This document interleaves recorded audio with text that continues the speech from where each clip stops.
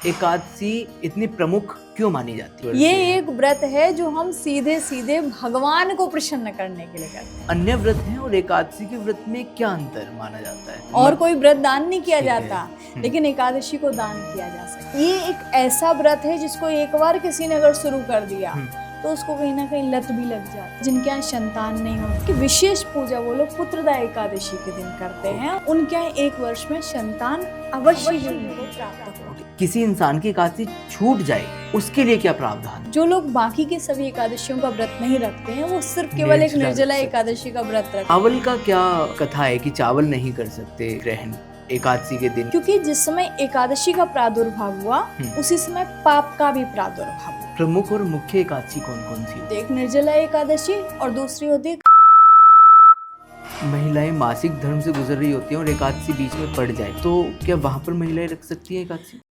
जो बहुत से भगवान लोग ने होते हैं कि परिक्रमा करते वक्त मंदिर के पीछे से प्रणाम पीछे वो जाना पीछे चाहिए। प्रणाम नहीं करना चाहिए, क्योंकि यहाँ पे भगवान ने कहा है मेरी पीठ में अधर्म का वास। लेकिन भगवान विष्णु दोनों चीजें हैं। धर्म मेरी छाती में है और अधर्म मेरी पीठ पर है। बहुत सारी संप्रदाय में एकादशी को नहीं मानते हैं। बिहारी जी में चावल का भोग नहीं लगता, पर राधा वल्लभ जी में चावल का भोग लगता है। जगन्नाथपुरी में तो एकादशी को उल्टा लटका मतलब वहाँ पर मनाते ही नहीं है एकादशी। हाँ। ऐसा क्यों?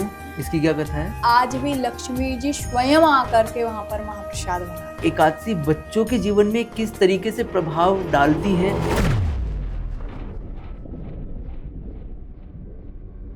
दोस्तों, एक सवाल है आपसे। अगर भगवान आपको साल में कुछ दिन ऐसे दें जो आपकी सोच और आपका जीवन पूरी तरह से बदल कर रख दें, तो क्या आप उन दिनों को पहचान पाएंगे? लेकिन सनातन में ना इन्हीं दिनों को कहा गया है एकादशी। आप भी एकादशी रखते होंगे। किस लिए एकादशी रखते हैं? एकादशी की महत्वता क्या है? और हजारों सालों से जो हमारे संत भक्तगण एकादशी को इतना शक्तिशाली मानते आए हैं, इसके पीछे का क्या रीज़न है? एकादशी हमारे जीवन में कैसे अहम रोल प्ले करती है? तो आज आपको एकादशी की पूरी जानकारी इस एपिसोड के माध्यम से देने वाले हैं। तो इसलिए अगर आप भगवान में आस्था रखते हैं, भगवान को अपना कुछ भी मानते हैं, तो इस एपिसोड को अंत तक ज़रूर देखिएगा। और हाँ, बाकी लोगों को भी शेयर ज़रूर कीजिएगा ताकि आपके माध्यम से किसी और के जीवन में कुछ नया बदलाव आ सके और एकादशी के बारे में, भगवान के बारे में एक अच्छी जानकारी पहुंच सके। मैं एकादशी के ऊपर बताने के लिए इस एपिसोड में जुड़ रही हैं पूज्य शीघ्रता त्रिपाठी जी। जय श्री राधे। राधे राधे। कैसे हैं आप? बहुत बढ़िया। सबसे पहले तो ना बहुत ज़्यादा एक्साइटेड हूँ आज, क्योंकि सबसे पहले आपसे मिलना हो रहा है और दूसरा इसलिए कि आज हम एकादशी के ऊपर बात करने वाले हैं। हम भी बहुत ज़्यादा एक्साइटेड है क्योंकि बहुत सारे लोगों के मन में इस चीज़ को लेकर के बहुत सारे प्रश्न रहते हैं। हाँ, अक्सर क्योंकि लोग जो इस प्रकार के व्रत आते हैं, एकादशी आती है, जिनकी बहुत ज़्यादा महत्वता होती है, शायद उसके बारे में नहीं जानते हैं। लोगों को ये तो पता है कि हाँ एकादशी रखनी चाहिए, लेकिन किस लिए एकादशी रखनी चाहिए? एकादशी इतनी प्रमुख क्यों मानी जाती है? देखिए, एक एकादशी जो है, सबसे पहले तो एकादशी का जो प्राकट्य हुआ है, एक बार की बात क्या हुआ, एक मुर नाम का दैत्य था। ठीक है। और जिसकी पुत्री थी मौरवी, जिनका विवाह घटोत्कच के साथ में हुआ। हाँ, जो श्याम बाबा की माता कही जाती है ना? तो अब आप यहाँ से अनुमान लगा सकते हैं, जिसकी बेटी इतनी ताकतवर हो, जो घटोत्कच से युद्ध किया, उसके पिता कितना ताकतवर होगा। और जब वो मुर नाम का जो दैत्य था, उसने त्रिलोकी पर कब्जा कर लिया। सारे देवी देवता घबराने लगे, सभी लोग भागे भागे पहुँचे नारायण प्रभु के पास में। नारायण प्रभु से कहा, भगवान हमारी रक्षा कीजिए और ये हमें परेशान कर रहा है, त्रिलोकी पर कब्जा कर लिया है।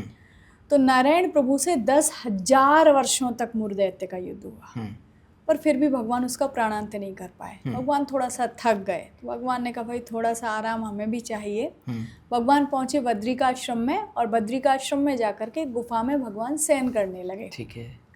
मुर दैत्य ने सोचा कि भगवान तो सो रहे हैं, ये तो आराम कर रहा है, तो क्यों ना मैं इसी परिस्थिति में इसके ऊपर प्रहार करूं। तो मुर दैत्य ने आकर के भगवान जब सो रहे थे, सोते समय भगवान के ऊपर प्रहार किया। और जैसे इसने भगवान के ऊपर प्रहार किया तो उसी समय भगवान के अंग से एक ज्योति प्रकट हुई और जिसने जैसे ही मूर्दैत्य ने सामने से प्रहार किया उसने सिर्फ केवल एक हुंकार भरी, केवल हुंकार भरी और हुंकार भरते ही उसका प्राणांत हो गया। भगवान जैसे ही उठे, देखा ये कौन है जिसका मैं 10,000 वर्ष में भी प्राणांत नहीं कर पाया और इसने एक हुंकार से प्राणांत कर दिया। ये है कौन? ये देवी कौन है? उससे पूछा आप कौन हैं? तो उन्होंने कहा भगवान मैं आपकी एक दासी हूँ। एक दासी। उसका अपभ्रंश होते होते एकादशी हो गया। तो उन्होंने कहा कि मैं आपकी एक दासी हूँ, ठीक है, और भगवान ये आपके ऊपर प्रहार कर रहा था और मैं कहीं और से नहीं, मैं आपसे ही प्रकट हुई हूँ, इसलिए आपकी सेवा करना मेरा कर्तव्य है। तो भगवान ने कहा तुमने मेरी रक्षा करी, आज तुम मुझसे कुछ भी मांग लो। तो एकादशी ने उस समय भगवान से कहा कि भगवान मैं ज़्यादा कुछ नहीं चाहती हूँ, बस मैं इतना चाहती हूँ कि मैं आपसे प्रकट हुई हूँ, तो जो भी व्यक्ति आज के दिन मेरा व्रत करेगा वो व्यक्ति हमेशा आपके ही चरण कमलों को पाएगा।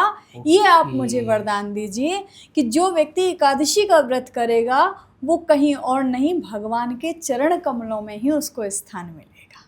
तब भगवान ने कहा कि ठीक है, आज से एकादशी के दिन जो भी व्यक्ति एकादशी का व्रत करेगा उसे मेरे चरणों में ही स्थान मिलेगा। इसलिए लोग एकादशी का व्रत करते हैं। एकादशी की जब हम बात करते हैं तो विष्णु जी का भी कोई जिक्र आता है, विष्णु जी से भी एकादशी जोड़ी जाती है, तो वो क्या कथा है?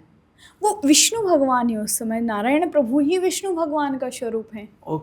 तो उस वक्त नारायण जो थे वो नारायण प्रभु के रूप में थे वहाँ पर। ठीक है। अच्छा, 24 एकादशी आती हैं साल में, हर एकादशी रखनी होती है? देखो वैसे तो ना ये है कि साल में 24 एकादशी रहती हैं और प्रति 3 वर्ष में 26 एकादशी होती हैं। अधिक मास की 2 एकादशियाँ मानी जाती हैं। ठीक है।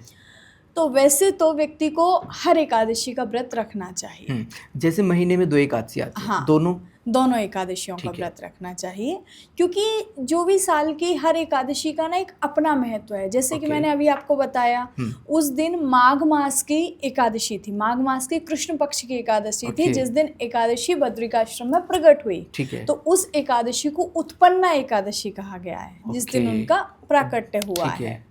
वैसे ही ना हर एकादशी का एक अपना अपना महत्व होता है। जैसे एक होती है पुत्रदा एकादशी, जो लोग जिनके यहाँ संतान नहीं होती, संतान सुख जो लोग चाहते हैं, तो उन लोगों के लिए कहा गया है कि विशेष पूजा वो लोग पुत्रदा एकादशी के दिन करते हैं। और जो इस भाव से पुत्रदा एकादशी से एकादशी व्रत आरंभ करते हैं, उनके यहाँ 1 वर्ष में संतान अवश्य ही उनको प्राप्त होती है। अच्छा, इसमें प्रमुख और मुख्य एकादशी कौन कौन सी होती है? देखो एकादशियाँ वैसे तो अपने आप में सभी प्रमुख हैं, पर विशेषकर जैसे कि अभी आ रही है निर्जला एकादशी, जिसको हम लोग भीमसेनी एकादशी भी कहते हैं। इसको भीमसेनी एकादशी इसलिए भी कहा जाता है कि एक बार क्या हुआ, महाभारत पर की कथा आती है महाभारत में कि माता कुंती ने एकादशी का महत्व 5 पांडवों को बताया। ठीक है। उन्होंने कहा कि आप 5 एकादशी का व्रत करेंगे। अब अर्जुन, युधिष्ठिर जी महाराज, नकुल, सहदेव तो व्रत रख लेते, लेकिन भीम दादा इनको तो भूख लगनी है। अब भीम दादा बड़े परेशान, भूख से क्या करें, तो वेद व्यास जी के पास पहुंचे। बोले माँ ने कहा है कि एकादशी का व्रत करना है, अगर एकादशी का व्रत नहीं करूंगा तो मैं नरक में चला जाऊंगा, पर मुझे नरक में जाना नहीं है, तो मैं ऐसा क्या करूं कि जिससे मेरी भूख भी मिट जाए और मैं एकादशी का व्रत भी ना मुझे करना पड़े।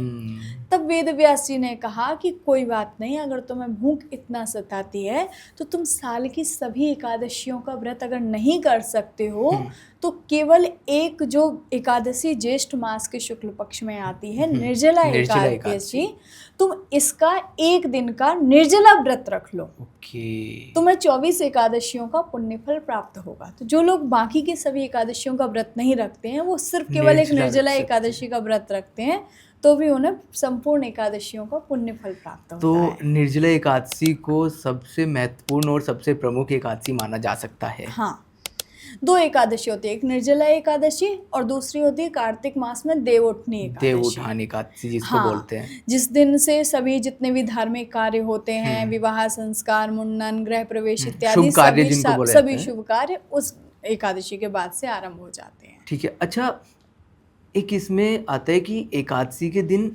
चावल या फिर अन्न ग्रहण नहीं करते हैं।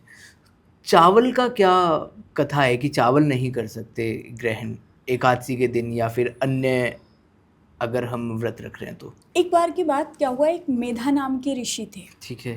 इनका देवी जी से युद्ध हुआ, और जब युद्ध हुआ तो इनके शरीर का कुछ अंश धरती पर गिरा था, और जब वो अंश धरती पर गिरा, उस दिन एकादशी थी। ठीक है। जब वो अंश उनका धरती पर गिरा तो उसी अंश से चावल और गेहूं पैदा हुआ। ठीक है।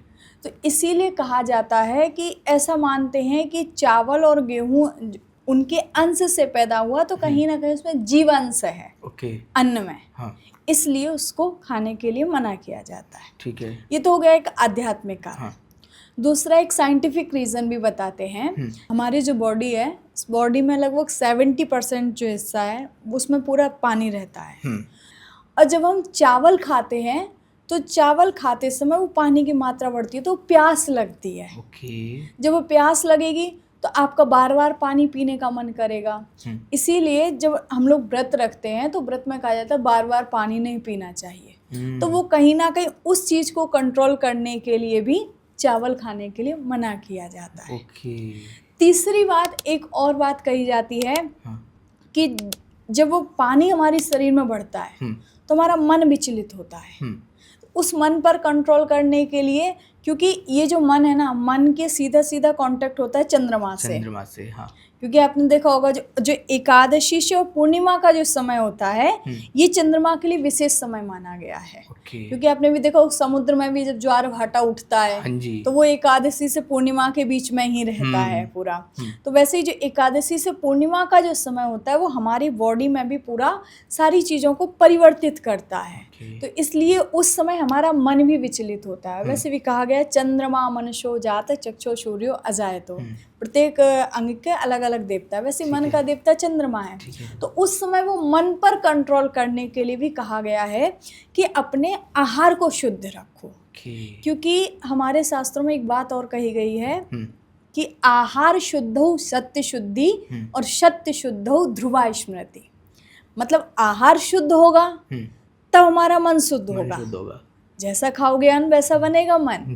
जब तक आहार शुद्ध नहीं होगा तो मन शुद्ध नहीं होगा। इसलिए आहार शुद्ध हो सत्य शुद्धि और सत्य शुद्ध हो ध्रुवा स्मृति। मन शुद्ध होगा तो जो आपके ध्यान, किसी भी चीज़ को ध्यान करने की जो चीज़ है, अब ध्यान का मतलब ऐसा नहीं है कि आप कोई तपस्या में बैठ रहे हो। उदाहरण के तौर पर आप और हम यहाँ बातचीत कर रहे हैं तो यहाँ भी हमारा मन केंद्रित होना चाहिए कि भाई मेरा मन यहीं होना चाहिए, आपका मन यहीं होना चाहिए। तो हम इस पॉडकास्ट को वेस्ट कर सकते हैं। और अगर वो हमारा मन ही यहाँ पर नहीं है, मन एक चित नहीं है, तो हम कैसे कोई भी काम को कर सकते हैं। तो वैसे उस मन को एक चित करने के लिए सबसे पहले मैं आहार सुधारना पड़ेगा। ठीक है भाई, हम सुबह क्या खा रहे हैं, क्या पी रहे हैं, उससे वैसा ही हमारा मन बनता है। और जब मन अच्छा होगा तो अपने आप किसी भी चीज़ पर हमारा ध्यान केंद्रित होगा। इसलिए भी कहा जाता है कि अन्न को थोड़ा सा त्याग देना चाहिए। और एकादशी के दिन तीसरी बात, एक और बात कही गई है, अन्न इसलिए भी ग्रहण नहीं करना चाहिए क्योंकि जिस समय एकादशी का प्रादुर्भाव हुआ उसी समय पाप का भी प्रादुर्भाव हुआ। जब पाप का प्रादुर्भाव हुआ तो पाप ने भगवान से कहा कि भगवान मैं कहाँ जाऊं। तो भगवान ने कहा कि तुम तो जहाँ सब रह रहे हैं वैसे तुम रहो। ठीक है। बोले नहीं, ऐसे रहने से क्या फ़ायदा, कोई तो विशेष स्थान मेरा होना चाहिए ना। तो भगवान ने सोचा मैं इसको कहाँ स्थान दूँ। तो भगवान ने कहा तुम मेरी पीठ में निवास करो। आपने हर देवी देवता देखा होगा कि जो एक कोई भी चीज़ हो जो कहा गया धर्म का मूल है, लेकिन भगवान विष्णु दोनों चीजें हैं। धर्म मेरी छाती में है और अधर्म मेरी पीठ पर है। क्या बात है। इसलिए यहाँ पे एक बात और मुझे याद आ रही है। इसीलिए ना एक चीज और, लोग ना मंदिरों में जाते हैं ना, मंदिरों में जाते मंदिर के पीछे प्रणाम करते हैं। वो पीछे प्रणाम नहीं करना चाहिए क्योंकि यहाँ पे भगवान ने कहा है मेरी पीठ में अधर्म का वास है, मेरी पीठ में पाप का वास है। तो वो हम पाप को प्रणाम कर रहे हैं। इसलिए भगवान के चरणों में ही प्रणाम करना चाहिए। हाँ, जब बहुत से भगवान लोग ने होते हैं कि परिक्रमा करते वक्त मंदिर के पीछे पीछे से प्रणाम करते हैं, वो प्रणाम पीछे से करते हैं, प्रणाम माथा नहीं टेकते करना। हैं। हाँ और जो साइड की भी दीवारें होती हैं मंदिर की, वहां पर भी प्रणाम करते वक्त हाँ, वो जाते नहीं हैं। करना चाहिए। ओके। और हम भगवान के चरणों में ही प्रणाम करना चाहिए। तो जब पाप ने कहा, बोले आपने पीठ पे तो स्थान दे दिया, पर मुझे कोई और स्थान दो जहाँ हर व्यक्ति आ सके, आपके पास तक हर व्यक्ति नहीं पहुँच सकता। तो उस समय वहाँ पर एकादशी खड़ी हुई थी। तब भगवान ने कहा कि ठीक है, आज से तुमको मैं निवास देता हूँ अन्न में। पाप ने कहा अन्न से क्या होगा? तो वहां पर कहा गया कि जो व्यक्ति एकादशी के दिन अन्न पाएगा वो व्यक्ति पाप का भागी बनेगा। ओके। अच्छा, ये वही कर सकता है जो एकादशी रखता है, या फिर हर एक सनातनी को ऐसा करना चाहिए?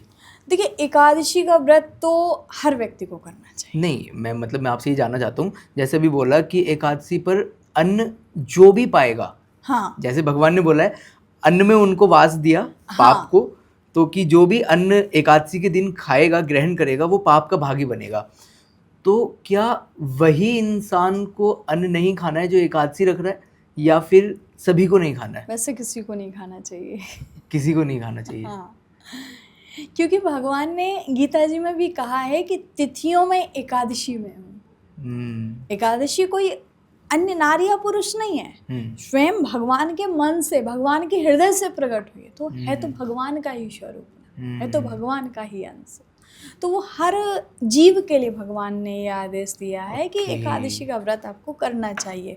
पर फिर भी बहुत सारी संप्रदाय में एकादशी को नहीं मानते हैं। जैसे कि राधा वल्लभी संप्रदाय, हरिवंशी जो संप्रदाय, हरिवंशी में नहीं मानते, हरिदासी में मानते। बिहारी जी में चावल का भोग नहीं लगता, पर राधा वल्लभ जी में चावल का भोग लगता है। जगन्नाथपुरी में भात का भोग लगता ही है। वहाँ जगन्नाथपुरी में तो एकादशी को उल्टा लटका मतलब वहाँ पर मनाते ही नहीं एकादशी। हाँ, ऐसा क्यों? इसकी क्या कथा है? देखिए, जगन्नाथपुरी में महाप्रसाद लगता है जगन्नाथ महाप्रभु का, और महाप्रसाद की एक अपनी महिमा है, क्योंकि महाप्रसाद जो बनता है वो कोई साधारण जीव नहीं बनाता। आज भी ऐसी मान्यता है कि आज भी लक्ष्मी जी स्वयं आकर के वहाँ पर महाप्रसाद बनाती हैं। इसीलिए इससे बड़ा आश्चर्य क्या होगा कि 7 मटके एक के ऊपर एक रखा जाता है, सबसे पहले ऊपर वाला पकता है। तो ये तो प्रमाणित है। तो जब महाप्रभु के महाप्रसाद की बात सुनी तो ब्रह्मा जी, स्वयं ब्रह्मा जी एक बार महाप्रसाद पाने के लिए पधारे। पर जब जैसे जगन्नाथपुरी में पहुंचे तो देखा महाप्रसाद तो खत्म हो गया था। तो ब्रह्मा जी ने देखा कि वहां पर एक कुत्ता था, और एक कुत्ता एक पत्तल पर पड़े हुए कुछ चावलों को पा रहा था। तो ब्रह्मा जी ने महाप्रसाद की महिमा को जब समझा तो उन्होंने क्या किया, उसी कुत्ते के झूठे चावलों को वो भूल गए, कौन है, जीव है, जंतु है, नीच है, अधम है, क्या है, सब भूल गए। केवल महाप्रसाद की महिमा को याद रखा, और महाप्रसाद की महिमा को याद रखते हुए उन्होंने उन्हीं झूठे चावलों को पाना स्टार्ट कर दिया। तो लोगों ने देखा ब्रह्मा जी झूठे चावल पा रहे हैं। तो वहाँ पर एकादशी आ गई क्रोधित होकर के कि आज एकादशी का दिन था, आपने अन्न पा लिया, झूठे चावल आपने पा लिए, मैं आपको श्राप देती हूँ। जब क्रोधित होकर के आई तो ब्रह्मा जी ने कहा, आप मुझे श्राप कैसे दे सकते हैं, मैंने तो महाप्रभु का प्रसाद पाया है। तो उस समय जगन्नाथ भगवान प्रकट हुए, तो उन्होंने कहा कि मेरे जगन्नाथपुरी में कोई नियम नहीं चलेंगे, यहाँ एकादशी का कोई नियम नहीं रहेगा, यहाँ महत्वता है केवल महाप्रसाद की है। तब लेकर के एकादशी को मंदिर के पीछे बोले, आज से एकादशी को मैं उल्टा लटकाता हूँ। तो वहाँ पर आज भी एकादशी उल्टी लटकी हुई है। वहाँ पर कोई इसका प्रमाण मिलता है मंदिर में, जगन्नाथपुरी में? हाँ, जगन्नाथपुरी में आप कभी भी दर्शन करने जाना, मंदिर के पीछे एकादशी उल्टी लटकी हुई है। जगन्नाथपुरी में बहुत सारे ऐसे आश्चर्यजनक चीज़ें हैं जिनको आप देख करके, हनुमान जी को जिनको कोई नहीं बांध सकता, जो पवन पुत्र हैं वो हनुमान जी वहाँ बंधे हुए हैं। तो हर चीज़ का ना वहाँ पर, इसका एक और उदाहरण देते हैं। एकादशी को इसलिए भी लटकाया हुआ है, जगन्नाथपुरी में एक राजा थे, राजा इंद्रद्युम्न। ठीक है। और जगन्नाथ जी के बहुत बड़े भक्त थे, बहुत मानते थे, कोई भी कार्य करें बस हर समय उनके मन में एक इच्छा रहती थी, कैसे भी करके जगन्नाथ प्रभु मुझे मिल जाए। अब एक बार एक ऋषि उनके पास में पहुंचे, और ऋषि ने उनको एक गुफा के बारे में बताया कि आप जाओ और जाकर के उस गुफा में आप पहुंचना, वहां पर आपको जगन्नाथ प्रभु का दर्शन होगा। ठीक है। राजा इंद्रद्युम्न खोजते खोजते खोजते खोजते उस गुफा पर पहुँचे। वहाँ जाकर के देखा ठाकुर जी के स्वरूप का बड़ा सुंदर दर्शन हुआ, बलभद्र, सुभद्रा और जगन्नाथ महाप्रभु। हाँ। अब उन्होंने जैसे ही मूर्ति को उठाना चाहा तो उस समय आकाशवाणी हुई कि अभी नहीं, इसके लिए आपको यत्न करना पड़ेगा, इसके लिए आप तपस्या करो और एक नीम का पेड़ आपको मिलेगा और नीम की लकड़ी से आप मेरी मूर्तियां बनवाओ। तब राजा इंद्रद्युम्न ने एक बार ऐसे ही हुआ और करते करते समुद्र के किनारे एक नीम की लकड़ी उनको मिली। जब वो नीम की लकड़ी उनको मिली तो उन्होंने प्रयास किया कि उस लकड़ी से भगवान की मूर्ति बनवाए, पर बार बार कारीगर आते, सभी लोग प्रयास करते, पर कोई भी उन मूर्तियों को नहीं बना पा रहा था। तब उस समय साक्षात विश्वकर्मा जी पधारे, एक वृद्ध के रूप में, एक बूढ़े ब्राह्मण के रूप में आए और उन्होंने आकर के विश्वकर्मा जी ने कहा कि ठीक है, मैं मूर्तियाँ तो बनाऊंगा, पर मेरी एक शर्त होगी। बोले क्या? बोले मैं 21 दिन तक एक कमरे में बैठ करके मूर्तियाँ बनाऊंगा, पर उन 21 दिनों में कोई भी दरवाज़ा नहीं खोलेगा। जब तक मैं दरवाज़ा ना खोलूं तब तक कोई दरवाज़ा नहीं खोलेगा, जब तक ये मूर्तियाँ बनती रहेंगी। राजा ने कहा ठीक है। अब मूर्ति बनते बनते 14-15 दिन तक राजा बाहर से सुनते, छैनी हथौड़े की आवाज़ आती, लकड़ी काटने पीटने की सारी आवाज़ें आती, सोचते हाँ काम चल रहा है। लेकिन करते करते लगभग 18-19 दिन बीत गए। अब राजा तो स्वयं पर थोड़ा सा कंट्रोल किए हुए हैं कि कैसे भी करके मुझे नहीं जाना है। पर एक दिन की बात क्या हुआ, एकादशी का दिन था और महारानी थी उपवास। ठीक है। जब उनका व्रत था, अब कुछ काम नहीं, करें क्या। अब कहीं देखने के लिए महारानी के मन में आया कि एक बार देखूं तो सही। जब पहुंची तो वहाँ कोई छैनी हथौड़े की आवाज़ ही नहीं आ रही थी। अब उनको लगा आवाज़ तो आ नहीं रही है, ये क्या कारण है। तो महारानी का मन विचलित हुआ और महारानी ने क्या किया, दरवाज़ा खोल दिया। और जैसे ही दरवाज़ा खोला तो देखा वहाँ पे कोई नहीं, कोई बूढ़ा ब्राह्मण नहीं था। तो महारानी ने देखा तो सामने 3 मूर्तियाँ रखी हुई थीं, सुभद्रा मैया, बलभद्र जी और जगन्नाथ जी। पर देखा कि उनके हाथ पूरे नहीं बने हुए थे, उनके हाथ ऐसे ही थे। राजा ने आकर के देखा तो राजा ने कहा ये गया कहाँ। राजा तो समझ गए। तो राजा ने महारानी पर क्रोध किया कि आपने दरवाज़ा क्यों खोला। तो महारानी ने सोचा मैं क्या करूं, तो महारानी ने दोष दे दिया एकादशी के लिए। आज मेरा व्रत था, उपवास था, एकादशी की वजह से मेरा मन विचलित हो गया, इसलिए मैंने दरवाजा खोल दिया।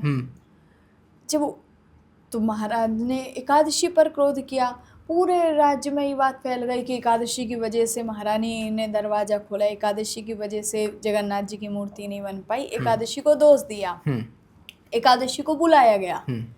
तब एकादशी ने कहा, बोले मेरी वजह से नहीं, ये महारानी के स्वयं के मन के कारण हुआ है, इसमें मेरा कोई दोष नहीं है। तब फिर कहा गया ठीक है एकादशी को हम माफ़ करते हैं। लेकिन एकादशी ने कहा नहीं, मुझे माफ़ी नहीं चाहिए, मेरी वजह से किसी को झूठा दोष लगे, ये भी मैं नहीं चाहती हूँ। तो वहाँ पर एकादशी ने जो भक्तों का जो आरोप था, उस आरोप को स्वीकार करके आज से मैं जगन्नाथ प्रभु की ही शरण में रहूंगी और आज से यहाँ एकादशी का कोई मोल नहीं रहेगा। तब से एकादशी जगन्नाथ जी में उल्टी लटकी हुई है। अच्छा, जगन्नाथ जी में रथ यात्रा बहुत मतलब एक त्योहार की तरह मनाई जाती है, इसके बारे में बताएं थोड़ा सा कि क्या कथा है। देखो, जगन्नाथ जी में एक ये कथा जुड़ती एक भक्त की कथा से। ठीक है। एक भक्त हुए थे माधवदास जी, और माधवदास जी की बहुत सारी कहानियाँ आती हैं, पर माधवदास जी भगवान के साथ में एक शाख्य भाव रखते थे, सखा की तरह रहते थे। ठीक है। उन्हीं के साथ खाना, उन्हीं के साथ पीना, उन्हीं के साथ रहना, सारी लीलाएं उनके साथ में किया करते थे। एक बार की बात, माधवदास जी थोड़ा सा बीमार हो गए और इतना ज़्यादा ज्वर हो गया कि माधवदास जी खड़े भी नहीं हो सकते थे। जो प्रतिदिन का नियम था वो नियम टूट गया, कोई सेवा करने वाला भी नहीं था। तो माधवदास जी 1 दिन पीड़ा में रहे, 2 दिन पीड़ा में रहे, 3 दिन पीड़ा में रहे। फिर 5वें दिन देखा तो एक छोटा सा बालक आया, बालक आकर के उनकी सेवा करने लगा, उनके सर पे पट्टी रखता, उनके लिए काढ़ा बनाता, उनकी खूब जैसे एक बीमार व्यक्ति की सेवा की जाती, खूब सेवा करी। 10-15 दिन बाद माधवदास जी को थोड़ा सा होश आया।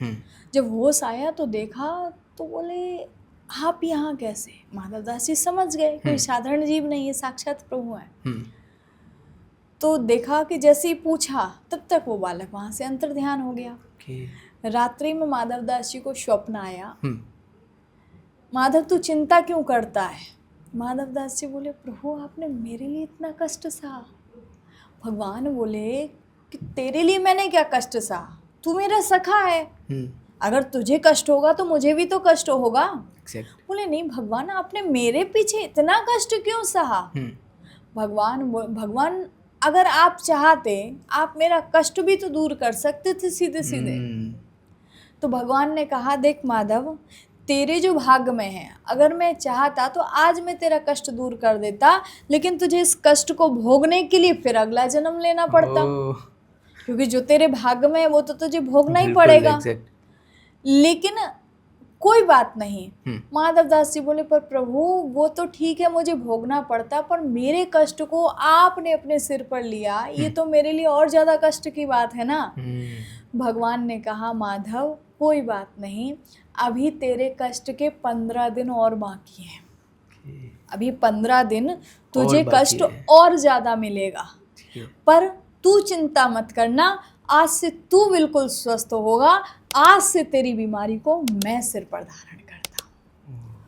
और वो 15 दिन भगवान जगन्नाथ बीमार होते हैं। आज भी वो कपाट बंद आज भी जो ज्येष्ठ पूर्णिमा को जगन्नाथ जी को स्नान ध्यान करवाया जाता है बिल्कुल ठंडे जल से। ऐसा भाव होता है भक्तों का कि वो ठंडे जल से स्नान करवाएंगे। अब ज्येष्ठ का महीना इतनी गर्मी में एकदम ठंडा पानी डालेंगे तो बीमार पड़ जाएंगे। तो आज भी ऐसा नियम माना जाता है कि ज्येष्ठ मास की जो पूर्णिमा आती है, पूर्णिमा के दिन जगन्नाथ महाप्रभु को स्नान करवाया जाता है एकदम ठंडे जल से। और उस दिन से लेकर के आषाढ़ अमावस्या तक जगन्नाथ प्रभु बीमार रहते हैं। वो 15 दिन माधवदास जी की बीमारी को भगवान ने स्वीकार किया। और आज भी उनके लिए जिन दिनों में वो बीमार रहते हैं उन दिनों में भक्तों को दर्शन नहीं करवाया जाता है, कपाट बंद रहते हैं। पूरा उनके सर पर पट्टी रखी जाती है, उनको काढ़ा बना के पिलाया जाता है, पूरा उपचार किया जाता है, औषधियाँ दी जाती हैं। और उसके बाद में जब वो स्वस्थ हो जाते हैं फिर ऐसा भाव आता है कि सुभद्रा जी का एक भाव है कि मुझे जगन्नाथपुरी का दर्शन करना है। ठीक है। तो फिर वो तीनों रथ पर आरूढ़ होते हैं, बड़ा सुंदर रथ सजता है और जगन्नाथपुरी के मंदिर से लेकर के वो तीनों अपनी मौसी के घर गुंडीचा धाम मंदिर है वहां पर, उस मंदिर जाते हैं, फिर वहां से वापस लौट करके। जगन्नाथ जी का रथ हर साल नया बनता है? हर साल नया रथ बनता है। और जो पुराना रथ होता है उसको कहा जाता है क्रम के अनुसार उस रथ को तोड़ा जाता है। और तोड़ करके कुछ औषधियों के रूप में लकड़ी कुछ भक्तों को दी जाती है। और बाकी की जो लकड़ी होती है उसी लकड़ी से जगन्नाथपुरी में जो महाप्रसाद बनाया जाता है वो उसी रथ की लकड़ी से बनाया जाता है। अच्छा, फिर से मैं व्रत पे आना चाहूँगा क्योंकि जगन्नाथ जी का टॉपिक ऐसा है कि ये मतलब ऐसा मन करता है बात किए चले जाओ ना। हाँ वो तो है। व्रत क्या है? क्या व्रत सिर्फ और सिर्फ भोजन त्यागना ही है या कोई और भी इसका महत्व है? देखिए व्रत का मतलब होता है एक संकल्प। व्रत का मतलब ऐसा नहीं कि आपने भोजन त्याग दिया, जल त्याग दिया तो आप व्रत का मतलब है एक संकल्प। ठीक है। किसी भी चीज का संकल्प ले लेना। हाँ। और देखिए संकल्प होता है भाई मैं कोई भी काम कर रहा हूँ उसका मैंने संकल्प लिया कि आज मैं ये व्रत धारण कर रहा हूँ, मैं आज क्रोध नहीं करूँगा, मैं आज किसी का मन नहीं दुखाऊंगा, मैं आज किसी के साथ में कोई दुर्व्यवहार नहीं करूँगा, किसी को अपशब्द नहीं बोलूँगा, किसी के साथ गलत काम नहीं करूँगा। ये है सही व्रत। व्रत का मतलब ऐसा नहीं कि हम बैठे तो भूखे हैं लेकिन घर के अंदर तो हम भूखे बैठे हैं और घर से बाहर निकले तो किसी को गालियां देना चालू कर दिया, किसी के साथ हम कोई काम कर रहे हैं तो हमारी उसके प्रति नीयत खराब हो गई, वो आपका व्रत वहीं खत्म हो गया। दूसरा इसी में व्रत का एक पर्यायवाची बोलते उपवास।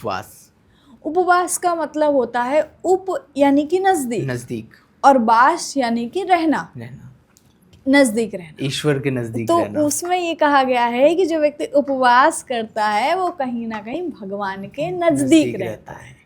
इसलिए कहा गया है उपवास रखो, यानी इस बहाने से जब व्रत रखते हैं तो मन में आता है कि पूजा भी करनी है हमको पाठ भी करना है, हमको ये संकल्प पूरा करना है, ये इतने ही समय में ये चीज़ पूरी करनी है। वो ऐसा कहा जाता है कि इसलिए कहते हैं ताकि हमें ये भी याद रहे कि आज हमने अपने भगवान के लिए, अपने आराध्य के लिए हमने आज का ये दिन समर्पित किया हुआ है, तो हम उनका ही नाम लें, उनके समीप रहें।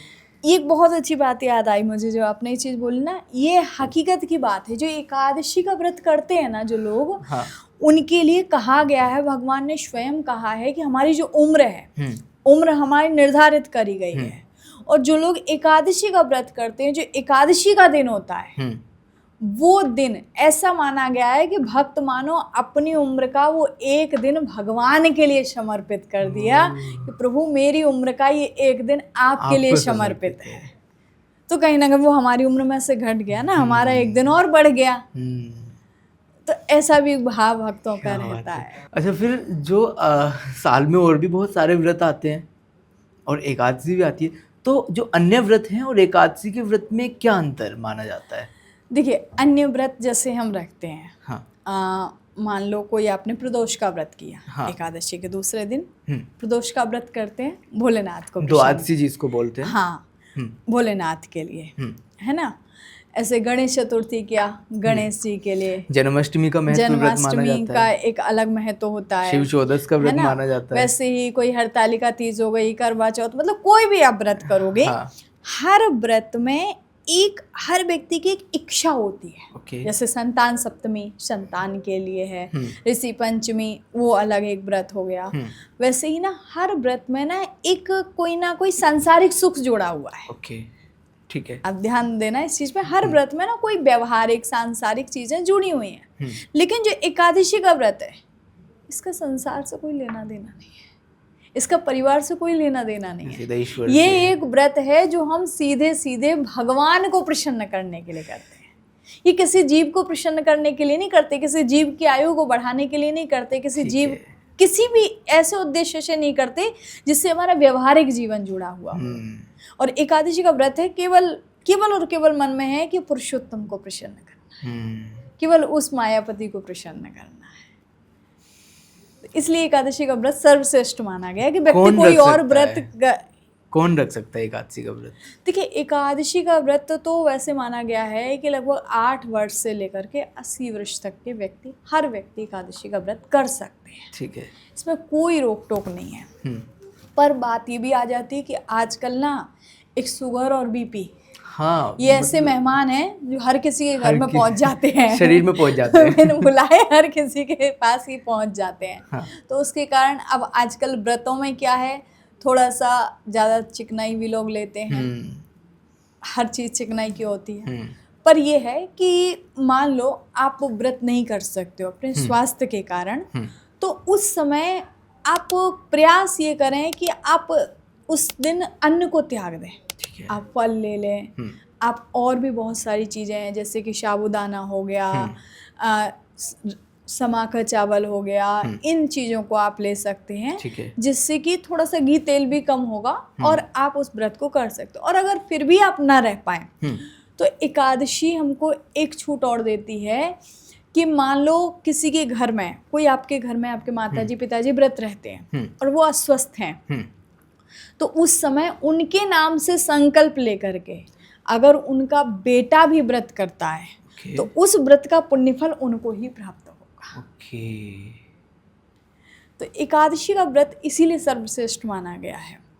एक एकादशी एक ऐसा व्रत है जिसमें आप अपना एक कहा जाए परसेंटेज किसी को भी दे सकते हो, दान कर सकते हो। अच्छा, और कोई व्रत दान नहीं किया जाता, लेकिन एकादशी को दान किया जा सकता है। कैसे दान की जाती है एकादशी?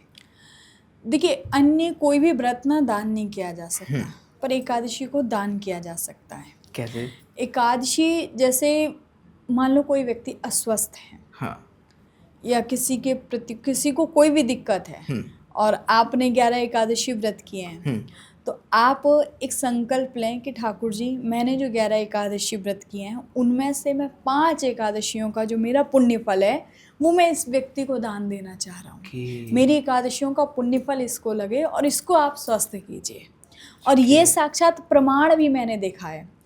आपको बताऊं, हमारे यहाँ श्याम सेवा आश्रम में एक गौशाला है और वहाँ पर एक गौ माता थी जो देसी गाय थी और वो लगभग मुझे लगता है शायद 25-26 साल की हो गई थी। और काफ़ी उनसे जुड़ाव था सब लोगों का। तो हम लोग कथा में थे और मेरी लगातार 4-5 कथाएं थी और शायद दूसरी कथा थी तो उस समय घर से फ़ोन गया कि गौ माता का स्वास्थ्य बिगड़ा हुआ है। तो उस समय पिताजी ने बैठ कर के ठाकुर जी के सामने संकल्प लिया कि हे मेरे ठाकुर, बस इतनी कृपा करना, जो गौ माता के लिए उचित हो आप वो उनको देना, लेकिन मैं एक बार वहाँ पहुँच सकूँ। तो उस समय पिताजी ने वहाँ संकल्प लिया कि मैंने अपने जीवन में जितनी भी एकादशी करी हैं उनमें से 21 एकादशी का फल मैं अपनी गौ माता को दान करना चाहता हूँ। और वो स्थिति ये थी कि वो खड़ी नहीं हो पा रही थी। और आप विश्वास नहीं करेंगे, जब ये संकल्प जैसे ही किया कुछ दिन बाद में 7-8 दिन तक थोड़ा सा समय लगा स्वस्थ होने में, और वो स्वस्थ होने के बाद में मात्र 21 दिन ही क्या, आज भी कम से कम 4 साल हो गए, वो गौ माता अभी भी बिल्कुल स्वस्थ है। उपचार चलता रहा था इस बीच? 7-8 दिन तक उपचार चला, उसके बाद वो बिल्कुल स्वस्थ हो गई। जो एकदम खड़ी नहीं हो सकती थी। डॉक्टर ने मना कर दिया था? डॉक्टर बिल्कुल मना कर चुके थे, सब ने एकदम मना कर दिया था। घर से फ़ोन बार बार जा रहे थे कि गौ माता मुश्किल ही बच पाएंगी। लेकिन उस परिस्थिति में भी वो आज भी 4-5 साल अभी भी हो चुके हैं उस चीज़ को। तो एक एकादशी का अपने आप में अलग ही प्रभाव है, उसकी कोई तुलना नहीं है। कितनी एकादशी रखनी होती है? एकादशी का एक संकल्प लेता है व्यक्ति। ठीक है। कोई व्यक्ति 3 वर्ष का संकल्प लेता है, कोई व्यक्ति 7 वर्ष का संकल्प लेता है, कोई व्यक्ति 11 वर्ष का संकल्प लेता है। जो संकल्पित एकादशी होती है, जैसे अगर वैसे तो कहा जाता है कि अगर आपने 24 से ज़्यादा एकादशी व्रत किए हैं तो आपको उद्यापन करना आवश्यक है। ठीक है। उद्यापन अवश्य करना चाहिए, और अगर उद्यापन नहीं करते हैं तो उसका ऋण हमारे सर पर चढ़ा ही रहता है। और कहीं ना कहीं वो ऋण फिर हमारे पितरों के ऊपर भी जाता है। इसीलिए बहुत सारे लोग, जैसे निर्जला एकादशी होती है, देवउठानी एकादशी होती है, इन पर उद्यापन किया जाता है। अभी भी श्रीधाम वृंदावन में श्री श्याम सेवा आश्रम में 25 जून को निर्जला एकादशी पर उद्यापन किए जा रहे हैं एकादशी के। बहुत सारे भक्त लोग वहाँ भी पधारेंगे एकादशी के उद्यापन में। ठीक है। तो जो एकादशी, कई लोग 7 वर्ष की भी करते हैं, कई लोग 5 वर्ष की भी करते हैं, कई लोग 3 वर्ष की भी करते हैं। पर ये एक ऐसा व्रत है जिसको एक बार किसी ने अगर शुरू कर दिया तो उसको कहीं ना कहीं लत भी लग जाती है। संकल्प भले ही 3 वर्ष का लिया है, पर जब हम एकादशी का व्रत शुरू करते हैं तो हमारा जो मन की जो शांति मिलती है वो कहीं ना कहीं व्यक्ति को एक ललक लगाती। कोई चीज़ हो कि उसको जब अच्छा लगता है ना तो फिर अपने आप पड़ता है, नहीं मैं इसको और करूँ, फिर वो आदत बन जाती है। हाँ। और मेरे हिसाब से ना व्यक्ति को संकल्प ऐसा ही करना चाहिए। आप शुरुआत करो एकादशी की, संकल्प लो मुझे 3 वर्ष की एकादशी करनी है। ठीक है। क्योंकि आप इकट्ठा अगर 11 वर्ष का लेते हो तो एक मन में आ जाएगा, अरे 11 साल तक मैं कैसे रहूंगा, एक विचार आता है। अच्छा, कम से कम कितना कम से कम का आपने 3 वर्ष का संकल्प 3 वर्ष का करना चाहिए। ठीक है। आपने 3 वर्ष का संकल्प लिया, 3 वर्ष जब आप व्रत रहेंगे तो उसके बाद में जो आपके मन को शांति मिलेगी, जो आध्यात्मिकता की ओर जैसे आपका मन बढ़ेगा, तो वो अपने आप इच्छा जागृत होती है मन में कि मैं और आगे इसको करूँ।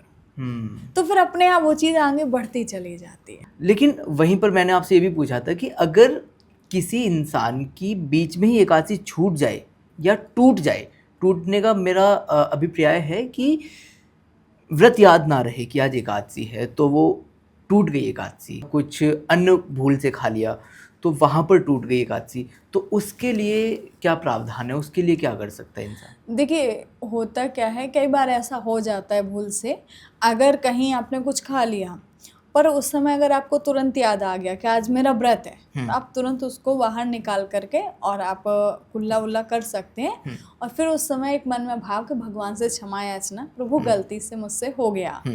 वहीं एक चीज़ ये होती है कि भाई हमने खा लिया, हमें 4 घंटे बाद याद आया, अरे मेरा तो व्रत था, तो वो व्रत तो आपका गया उस दिन का, फिर वो आपकी एकादशी काउंट नहीं होनी है। तो ये है कि हाँ, थोड़ा सा अगर आप, कई बार क्या होता है, कई बार हमको कहीं से कोई प्रसाद मिलता है, प्रसाद में अन्न भी मिल जाता है एकादशी के दिन, तो उस प्रसाद को मेरे हिसाब से पा लेना चाहिए। भले ही आप थोड़ा सा किनका लो, लेकिन प्रसाद को नहीं छोड़ना चाहिए। भले ही बाकी का बाद में पाओ, पर उस समय प्रसाद का भी अन्न, उसमें एकादशी नहीं टूटती है। ओके, उस समय प्रसाद ले लेना चाहिए, ठीक है। क्योंकि प्रसाद है, प्रसादेन तो प्रसन्नता, उसको पाने में प्रसन्नता हो, वो प्रसाद है। और ठाकुर जी के प्रसाद को वैसे भी कहा गया है कि इधर उधर नहीं रखना चाहिए, तुरंत पा ही लेना चाहिए वो जो भी है। तो इसलिए एकादशी का व्रत तो जैसे भी आप चाहें। ठीक है। अच्छा, एक थोड़ा सेंसिटिव क्वेश्चन मैं आपसे पूछना चाहूँगा। जैसे जब महिलाएं मासिक धर्म से गुजर रही होती हैं और एकादशी बीच में पड़ जाए, तो क्या वहाँ पर महिलाएं रख सकती हैं एकादशी? देखिए, व्रत कर सकते हैं, ठीक है, उस समय पूजा नहीं कर सकते, हाँ, भगवान का स्पर्श नहीं कर सकते, हाँ, लेकिन व्रत कर सकते हैं। ओके, व्रत करने में कोई दोष नहीं लगता है। ठीक है। और क्योंकि उस समय में भी ना ऐसा रहता है कि भगवान की पूजा स्पर्श रूप से नहीं कर रहे हैं, पर एक जो हमारे मन में है, जो ठाकुर जी का एक उच्चारण, नाम उच्चारण जो चल रहा है, वो नाम उच्चारण तो हमेशा ही मन में चलता है। ओके, तो इसलिए उसमें कोई दोष नहीं तो रहता। कर सकते हैं। हाँ, ठीक है। मैं थोड़ा सा बच्चों के लिए पूछना चाहता हूँ। बहुत सारे आज के टाइम में जैसे स्पिरिचुअलिटी की तरफ हमारी जो यंग पीढ़ी है ना, जो युवा पीढ़ी है, वो भी बहुत ज़्यादा अग्रसर है, ईश्वर के समीप जा रही है। वो चाहे आप सोशल मीडिया का प्रभाव समझ लीजिए, या फिर आप भी देख रहे हैं आए दिन भीड़ बढ़ती जा रही है, और उनमें अधिकतर युवा वर्ग ही ज़्यादा है हर एक मंदिर में, है ना। तो बहुत सारे बच्चे भी एकादशी, जिनको ज्ञान है एकादशी का, या फिर जिनके घर में शुरू से ही माता पिता एकादशी रखते आ रहे हैं, व्रत रखते आ रहे हैं, उनको पता है कि एकादशी रखनी चाहिए या फिर क्या होती है। बहुत से बच्चों को नहीं पता होता है, लेकिन किसी को देख करके रखते हैं। तो एकादशी बच्चों के जीवन में किस तरीके से प्रभाव डालती है, उनकी पढ़ाई पर कितना असर डालती है एकादशी, इसके बारे में बताएं। देखिए, मैंने ना जैसे पूर्व में कहा कि जब एकादशी का हम व्रत रखते हैं तो एक मन में हमारा जब खान पीन सुधरता है, तो हमारा मन सुधरता है। अब बच्चों के लिए, बच्चे कोई भी काम करें, हम कह रहे हैं वो पढ़ाई कर रहे हैं, तो पढ़ाई करने के लिए वो उनको एक चित्त होना बहुत आवश्यक है। जब तक वो एक चित्त नहीं होंगे, तब तक वो पढ़ाई पे कंसंट्रेट वो कैसे कर सकते हैं। तो वैसे ही है, जब वो छोटे छोटे बच्चे भी अगर एकादशी का व्रत रखते हैं ना, तो कई बार होता है बच्चे खेल खेल में भी एकादशी का व्रत रख लेते हैं। तो जब वो एकादशी का व्रत रखते हैं, तो उस समय जो एक मन में शांति मिलती है, क्योंकि जब मन शांत होगा ना, तो अपने आप एक भगवान की ओर जो उनकी स्थिति बढ़ती है। जैसे कई बार क्या होता है, घर का जो माहौल होता है, घर का ऐसा माहौल होता है, जो माता जी पिता जी जिस काम को कर रहे हैं, बच्चों को बताना नहीं पड़ता कि आपको ये करना है, वो वही चीज़ देख रहे हैं, तो वो अपने आप उस चीज़ पर अग्रसर होते चले जाते हैं, अपने आप वही काम वो करना स्टार्ट कर देते हैं। और ये बात सही है कि बच्चों को अगर अध्यात्म से जोड़ना है, किसी भी चीज़ से जोड़ना है ना, तो मुझे ऐसा लगता है, मेरा मानना है, बच्चों को कहो मत, उनसे कहो मत कि तुम ये करो, उन्हें करके दिखाओ। आप जब करोगे ना, कई बार आपने देखा होगा छोटे छोटे बच्चे होते हैं ना, वो कॉपी करते हैं। जैसे मेरी भतीजी है, वो भी 1 साल की है, और वो देखती है हमको कथा करते हुए, पिताजी को कथा करते हुए देखती है। तो वो टीवी में जब देखेगी ना, तो हमारे पास वीडियो आएंगी बाद में, बड़े ध्यान से सुनती है। फिर बाद में मान लो हम ऐसे हाथ वाथ हिला, तो वो हाथ वाथ हिला करके फिर वो बताएगी बुआ कैसे गा रही है। अब घर में श्याम बाबा का मंदिर है, तो हम लोगों का नियम है शाम के टाइम आरती करने का। ठीक है।